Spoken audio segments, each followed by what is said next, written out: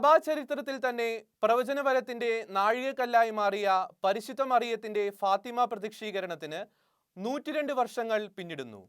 ഒന്നാം ലോക മഹായുദ്ധകാലത്തെ അരക്ഷിതാവസ്ഥയിൽ ക്ഷമയുടെയും പരിത്യാഗത്തിന്റെയും ആഹ്വാനമായി Jacinda, Francis, Lucia എന്നീ കുഞ്ഞുങ്ങൾക്ക് പരിശുദ്ധ കന്യകാമറിയം നൽകിയ സന്ദേശങ്ങൾ പീഡനങ്ങൾക്കിടയിലും ഇന്നും ക്രൈസ്തവർക്ക് ആവേശം പകരുകയാണ്.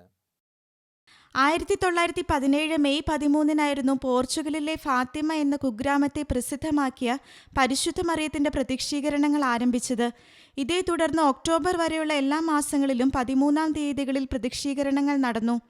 ഒക്ടോബർ 13 ലോകശ്രദ്ധ പിടിച്ചുപറ്റിയ സൂര്യനിലെ അടയാളവും ഒട്ടേറെ പഠനങ്ങൾക്കും പരീക്ഷണങ്ങൾക്കും ശേഷം സഭ അംഗീകരിച്ചു. സംഭവങ്ങളുടെ അനുസ്മരണാർത്ഥം ഇന്നു മുതൽ ഒക്ടോബർ 13 വരെയുള്ള ആഘോഷ ചടങ്ങുകളിൽ കോടിക്കണക്കിന് വിശ്വാസികൾ പങ്കെടുക്കും.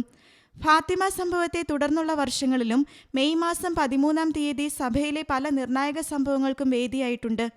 സെന്റ് പീറ്റേഴ്സ് സ്ക്വയറിൽ വെച്ച് പരിശുദ്ധ പിതാവ് ജോൺ പോൾ രണ്ടാമന് നേരെയുണ്ടായ വധശ്രമം 1981 മെയ് 13 ഫാത്തിമ മാതാവിന്റെ പ്രത്യേക സംരക്ഷണത്തിന് നന്ദി സൂചകമായി പാപ്പ പിറ്റേ വർഷം മെയ് 13 ഫാത്തിമയിലെത്തി മാതാവിനെ സ്വർണ്ണ കിരീടവും റോസാപ്പൂവും സമർപ്പിച്ചു.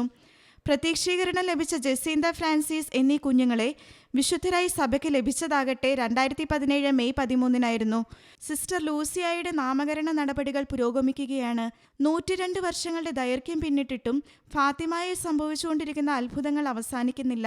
International desk, Shekinah news.